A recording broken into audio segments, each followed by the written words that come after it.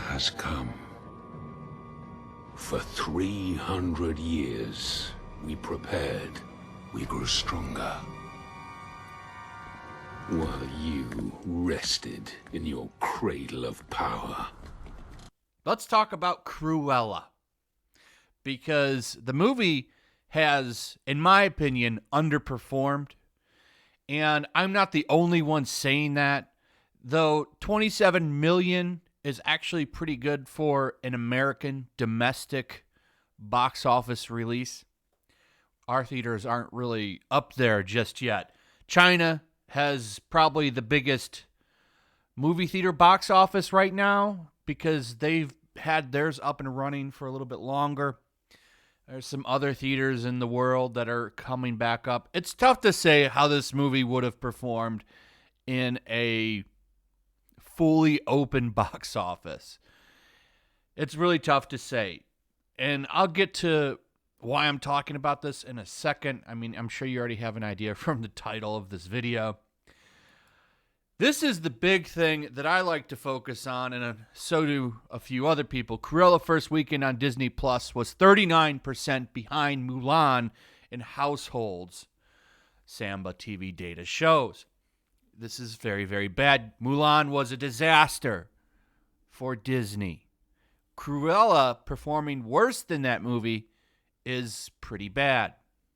It's not a good thing for this movie to be that far behind Mulan. And I don't even know if this is released in China yet. I'm really curious if it has or hasn't and how it will do over there. I don't think it'll do very well over there. This really doesn't seem like something that they would be interested in. I could be wrong on that.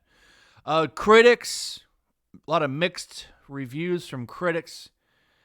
Like this one's pretty strange.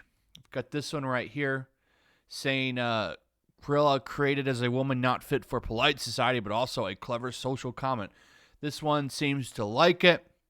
And then we have like this one from The Atlantic, the cowardice of Cruella. Okay, so it's pretty hit or miss. But Disney seems to have faith in it as they are giving it a sequel. As you can see from the Hollywood Reporter, Cruella's sequel in the works at Disney exclusive. Now, this is interesting because this movie didn't perform very well. Box office did okay for a coof movie release. But to me, the big numbers are in the fact that no one's tuning in for it online. Okay, and by that being Disney Plus, you pay $30, you get the movie. You get the movie, and you can watch it at home for a limited time, probably a month or something, and then I think they take it away. I'm not 100% sure how it works, because I would never pay $30 for a movie. So, interesting stuff here. I'm not really clear on the reasonings for this movie getting a sequel, because in this, they say that it's getting a sequel because it apparently performed very well. They say that it had a strong Disney Plus performance. And they say this: we are very pleased with Cruella's box office success in conjunction with its strong Disney Plus Premier Access performance to date. A Disney spokesman said in a statement, the film has been incredibly well received by audiences around the world with a 97% audience score on Rotten Tomatoes, in addition to A's in every demographic from CinemaScore on opening weekend, ranking it among the most popular of our live-action reimaginings. We look forward to a long run as audiences continue to enjoy this fantastic film. And that's pretty much the gist of it. Box office, like I said, did okay, but the numbers don't lie, okay? These guys do a pretty good job of capturing streaming data, and I don't believe them that it had a strong Disney Plus premiere.